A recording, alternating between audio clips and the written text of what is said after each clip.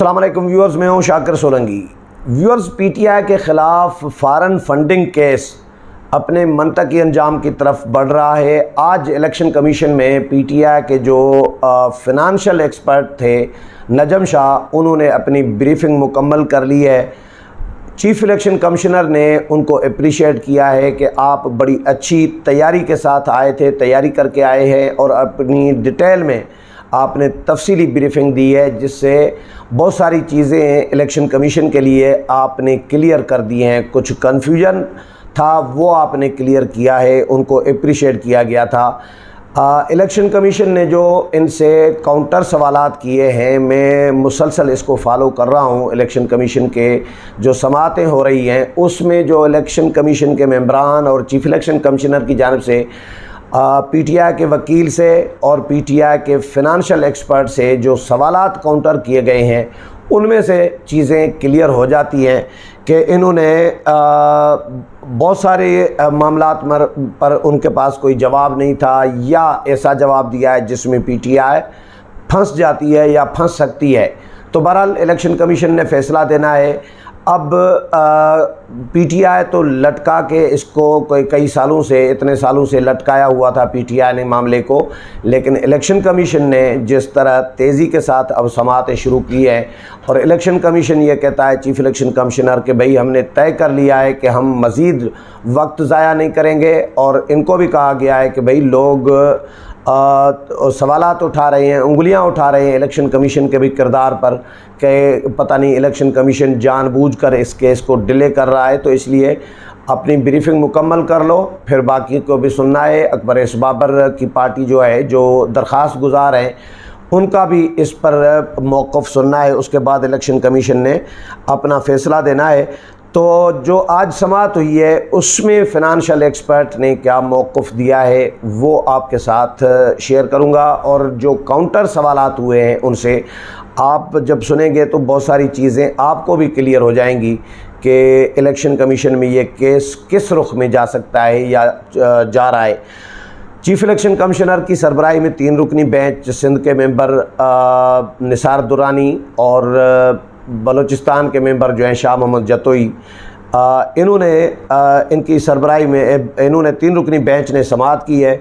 Financial expert थे PTI के नजम शाह, उन्होंने ब्रीफिंग दी है। उन्होंने कहा कि जी 2 अकाउंट्स के बारे में बात करूंगा जो स्क्रूटनी कमेटी को मौसूल नहीं हुए। अनवर मंसूर जो पीटीआई के वकील हैं, उन्होंने कहा कि जी कुछ चीज़ें ऐसी हैं जो न स्टेट बैंक ने दी हैं न स्क्रूटनी कमेटी ने दी हैं। हम चाहते हैं कि कोई ये इल्ज़ाम न लगाए कि हम कुछ छुपा रहे हैं। मेंबर सिंध जो है इलेक्शन कमीशन के निसार दुरानी ने इन्होंने कहा कि जी यूके से जो डोनर्स के नाम आए हैं फंड्स देने वालों के, वो नाम ज़रा अजीब से नज़र आ रहे हैं।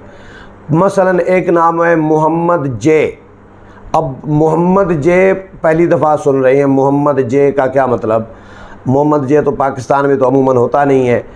तो मोहम्मद जे और ऐसे दीगर नाम भी आम तौर पर कभी नहीं सुने जो यूके से आए हैं, जिस पर फ़िनांशियल एक्सपर्ट ने कहा कि जी बाहर जाकर बहुत से पाकिस्तानियों की ज़बान और लहजा जो है वो बदल जाता है।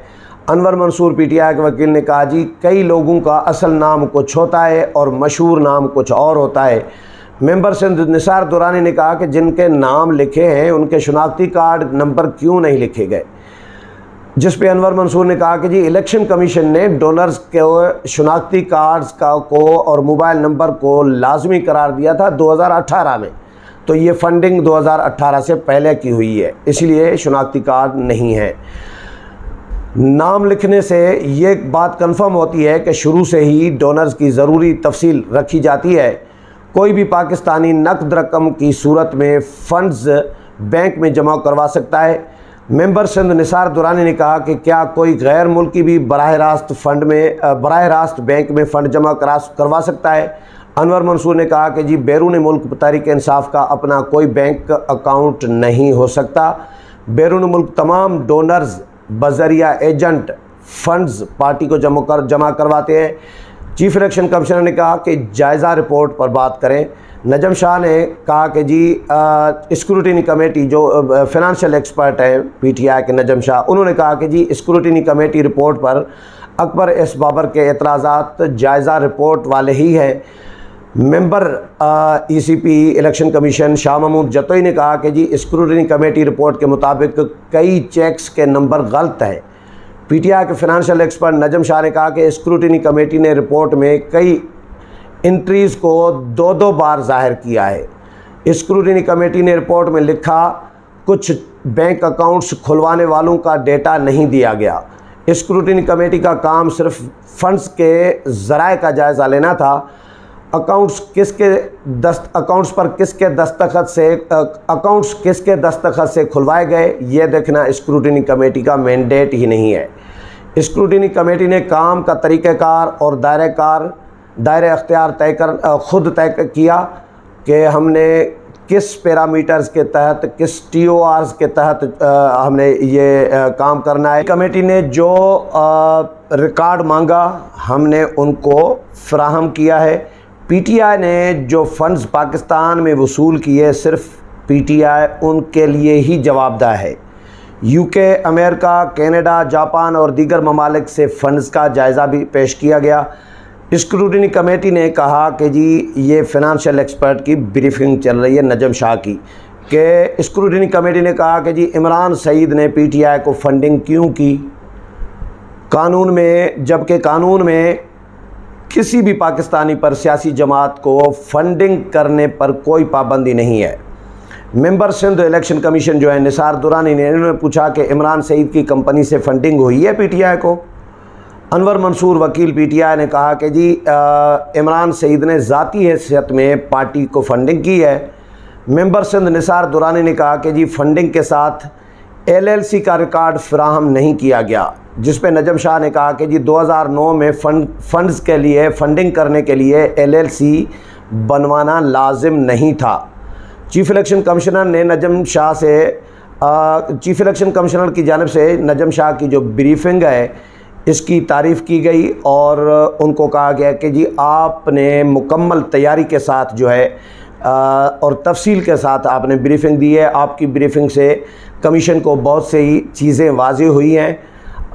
अकबर एस बाबर के मुआविन वकील ने कहा कि जी PTI कुछ नई दस्तावेज़ात भी, नए डॉक्यूमेंट्स भी देना चाह रही है, जबकि दलाइल मुकम्मल हो जाने के बाद नई दस्तावेज़ात नहीं दी जा सकती।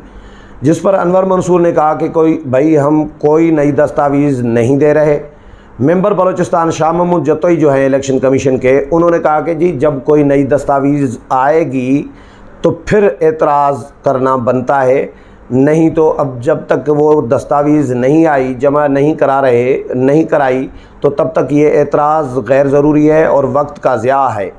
कबलज़ वक्त एतराज़ जो है वक्त का ज़िया है। चीफ इलेक्शन कमिश्नर ने कहा कि कमीशन की आसानी के लिए अगर कोई दस्तावेज़ रेफ़र की जाती है तो इससे क्या मसला है, कोई मसला नहीं है। कमीशन की जो समाअत है इलेक्शन कमीशन ने वो मुलतवी की है अब मंगल तक, यानी नेक्स्ट वीक तक। समाअत के बाद दानियाल अजीज़ भी आए थे, अकबर एस बाबर भी थे। दानियाल अजीज़ जो नून लीग के रहनुमा है, उन्होंने फिर मीडिया को ब्रीफिंग दी है। उन्होंने कहा कि जी गुज़श्ता 7 साल से ये PTI के लोग जो हैं इस केस को डिले कर रहे हैं और इन्होंने इल्तवा में डाला हुआ है।